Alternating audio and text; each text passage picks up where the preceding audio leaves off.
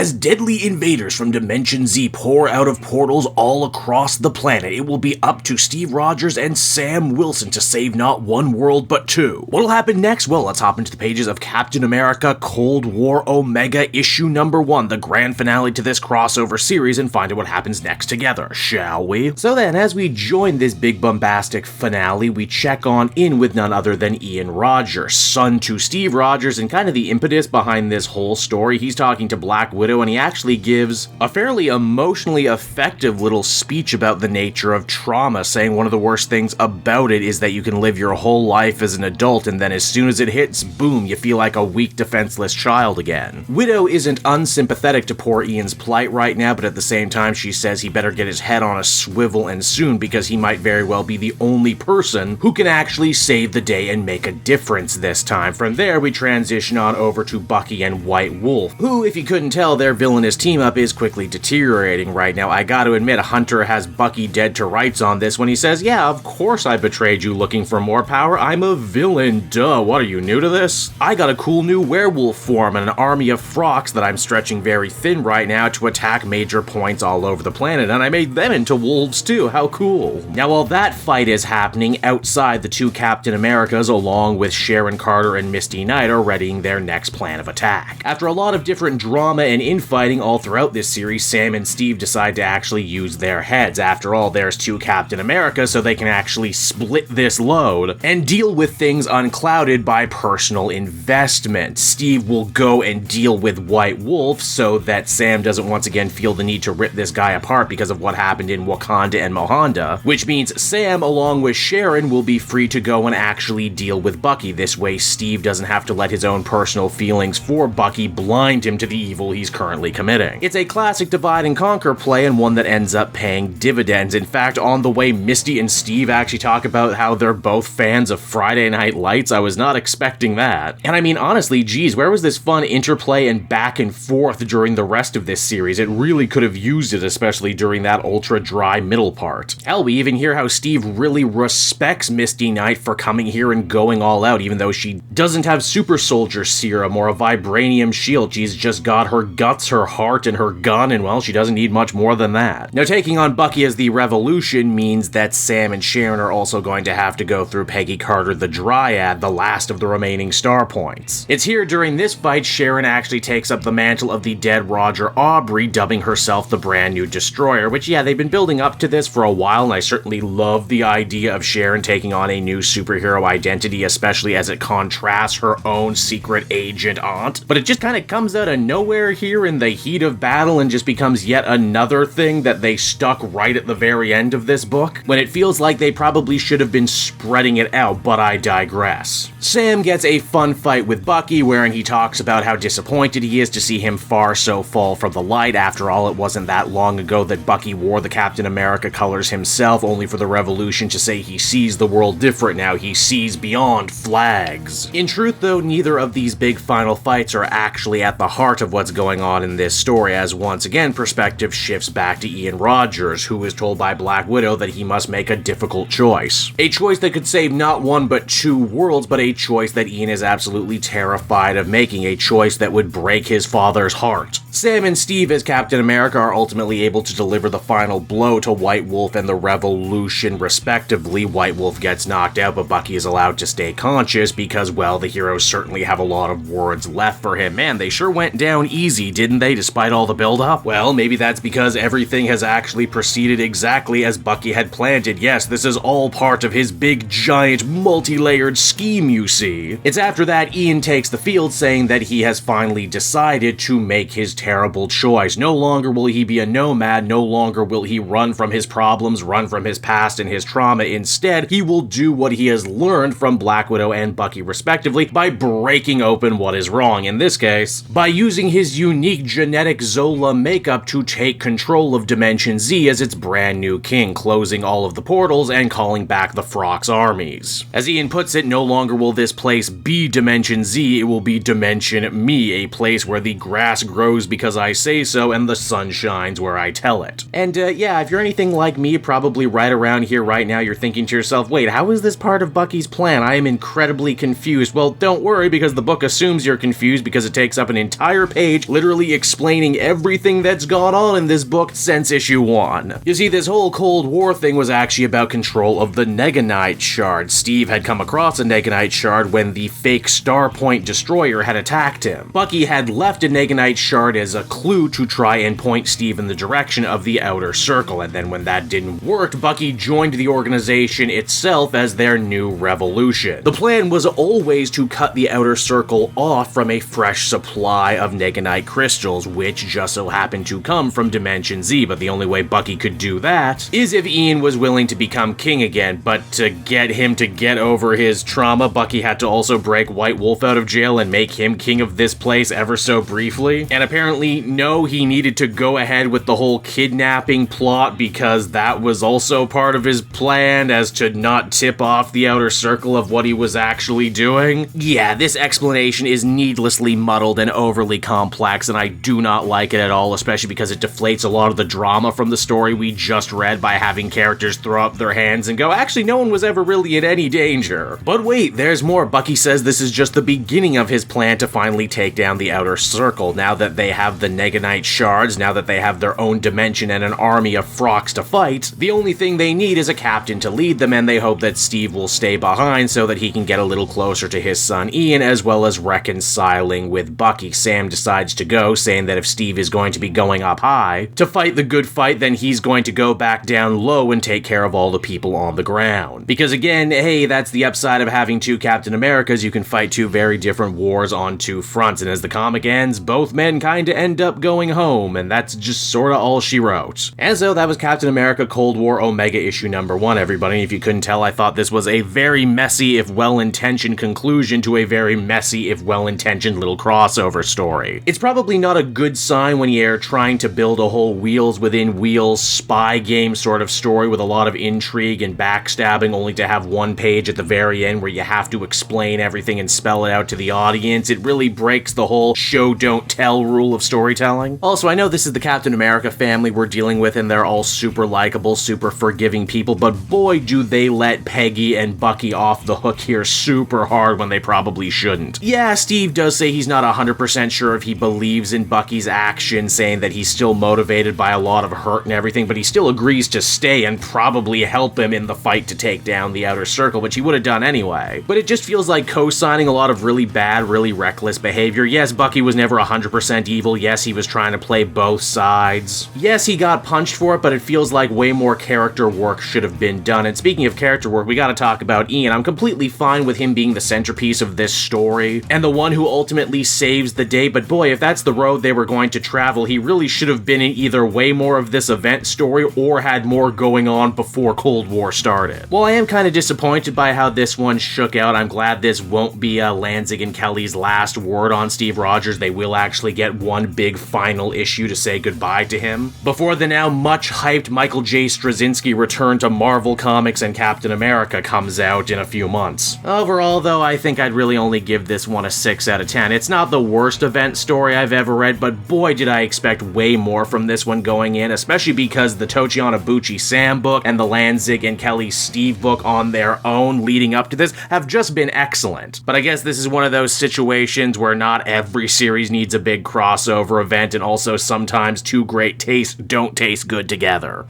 Hey there everyone, it's your pal Cape Joel again, and if you're seeing my face right now, that means you watched to the end of the video, and I'll always be grateful for that. Retention helps in this crazy YouTube game, and so does becoming a patron. If you head on down to the description, you can find a link to my Patreon page. Recently just redid all the tiers, a lot of cool stuff offering up there, exclusive commentaries, exclusive polls, behind the scenes concept art for Capes and Quest. That's the brand new D&D show I've started soon. Never been a better time to become a patron. You can become a patron for as little as $1 a month and help the channel grow and, help me continue to deliver content like what you just saw. So I want to thank you all, and I will see you again next time. Bye-bye.